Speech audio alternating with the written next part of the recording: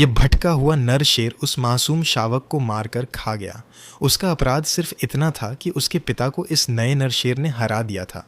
शावक की माँ सब कुछ अपनी आंखों के सामने होते देखती रही, लेकिन वह बेबस थी।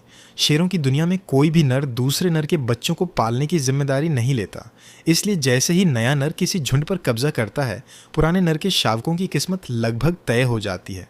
जंगल का यह कठोर नियम जितना क्रूर लगता है, उतना ही प्राकृतिक संतुलन का हिस्सा भी है।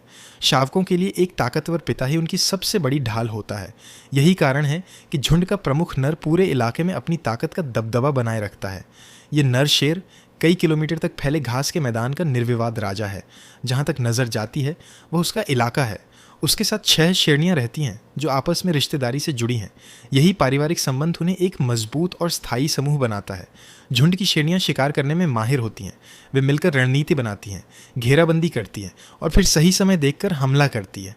दूसरी ओर नर शेर का मुख्य कर्तव्य अपने क्षेत्र की रक्षा करना और बाहरी खतरों से झुंड को सुरक्षित रखना है।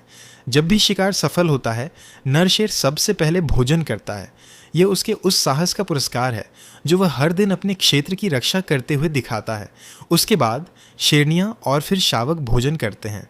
कुछ समय बाद झुंड में नई जिंदगी का आगमन हुआ। शेरनियों ने प्यारे शावकों को जन्म दिया।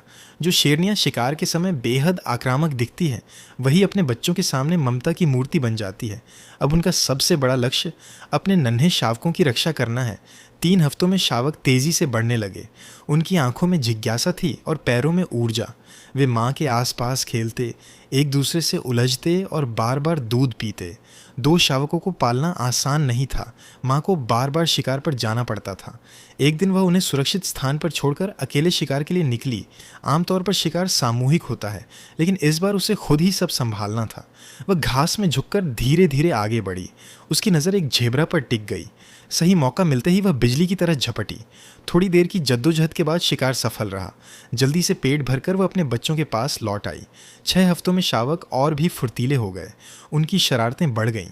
तभी एक दिन उनके ठिकाने के पास एक विशाल हाथी आ गया। खतरे को भांपते ही माँ ने तुरंत बच्चों को वहाँ से दूर ले जाना सही समझा। उसे एहसास हुआ कि अब समय आ गया है कि वह अपने शावकों को वापस झुंड में ले जाए, जहाँ प्रमुख नर की सुरक्षा उन्हें मिलेगी। रास्ते में उसकी मुलाकात अपनी बहन से हुई, जिसने भी 3 शावकों को जन्म दिया था। दोनों बहनें अपने बच्चों के साथ लंबी यात्रा पर निकल पड़ीं। एक दिन की कठिन और थकाने वाली यात्रा के बाद वे सुरक्षित झुंड तक पहुंच गईं। झुंड ने उनका स्वागत किया। पुराने रिश्तों की गर्माहट वैसी ही थी। अब कई माओं और मजबूत नर की सुरक्षा में ये शावक पहले से कहीं अधिक सुरक्षित थे। जंगल की कठोर दुनिया में यही सामूहिकता उनके उज्जवल भविष्य की सबसे बड़ी उम्मीद थी।